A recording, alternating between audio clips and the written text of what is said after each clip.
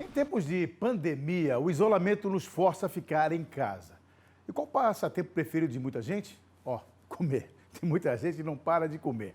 Algumas pessoas já têm obesidade e são, do grupo de risco do coronavírus. A obesidade, para se ter uma ideia, ela atinge cerca de 600 milhões de adultos e 100 milhões de crianças pelo mundo. Só no Brasil, 1 em cada 5 habitantes sofre de obesidade. E para falar sobre esse assunto, durante a quarentena, está comigo aqui no Jornal do Continente o cardiologista Dr. Arthur Herd. Dr. Arthur, muito obrigado pela participação no Jornal do Continente. Boa noite. Boa noite. Está me ouvindo bem? Estou te ouvindo bem. E a minha primeira pergunta é, quais os principais obstáculos das pessoas consideradas até obesas que estão enfrentando nesse período de isolamento social depois de um número assustador que a gente acabou de dar agora? Então, a obesidade a gente sabe que é dos grandes problemas de saúde pública. Existem inúmeras doenças que são diretamente afetadas, pelo padrão obesidade.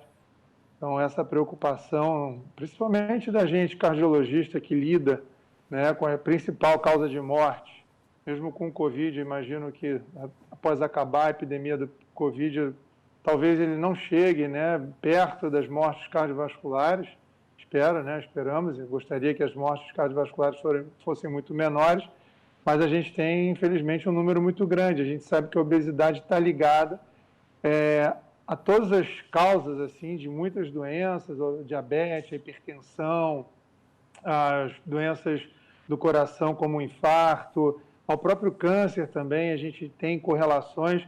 A obesidade nada mais é do que um padrão de vida, de uma situação onde existe um desequilíbrio entre uma atividade física que não está sendo feita, cada vez mais as pessoas estão sedentárias, e uma alimentação totalmente excessiva em termos de caloria, e o que a gente vê hoje não só excessivo em termos de calorias, mas pobre, com calorias pobres, pobres em nutrientes.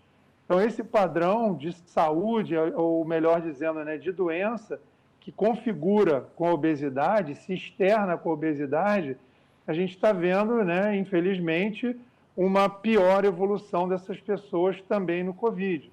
Então, o que a gente vê é que é um estado de saúde, quando você vê um obeso, a gente tem que analisar ele já como uma pessoa doente, ela não é uma pessoa mais saudável.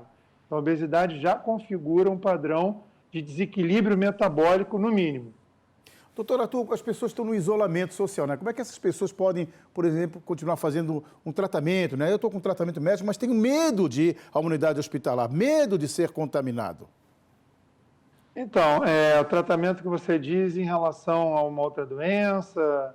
Até na questão da questão cardíaca mesmo, doutor. Porque tem muita gente que está deixando de procurar um profissional, está até utilizando a ferramenta de hoje, que é essa parte online, para tirar alguma dúvida. A gente tem, no começo, onde o confinamento estava mais severo, as pessoas, inclusive, estavam, a gente vê hoje uma curva em Santa Catarina bastante positiva, as pessoas aderiram bastante, nosso estado realmente é um estado muito diferenciado em termos de cultura e educação, acho que o povo ele participa muito, ele é muito cooperante com isso, e realmente, assim, o que a gente viu é que as pessoas, eu como médico, já estamos aí falando em quase 3 meses, de processo assim, das pessoas ficarem mais reclusas, houve um aumento muito importante do peso. Muitos pacientes meus relataram aumento de peso, obesidade, e a gente entende, porque as pessoas ficaram em casa, com medo, ansiosas, e acaba que a comida, passou a ser uma forma de diversão ou de passatempo, muita gente arriscando na cozinha, comendo coisas assim, entre aspas, gostosas. Isso fez com que as pessoas aumentassem significativamente o peso. Provavelmente a gente vai ver algumas pesquisas futuramente sobre isso.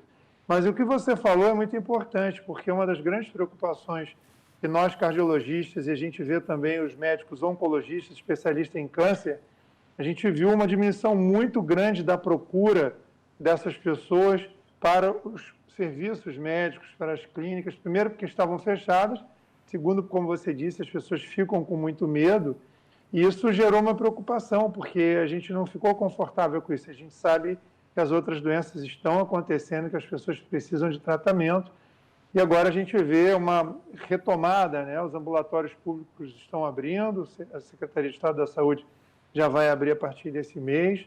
As clínicas já voltaram a atender, lógico, com todos os cuidados, né? Todos os parâmetros de cuidado, né? De distanciamento e diminuição de número de pessoas, mas a gente tem que voltar à nossa vida, as pessoas precisam retomar os seus tratamentos, né? As suas consultas médicas, principalmente os seus diagnósticos. Então, a gente realmente precisa.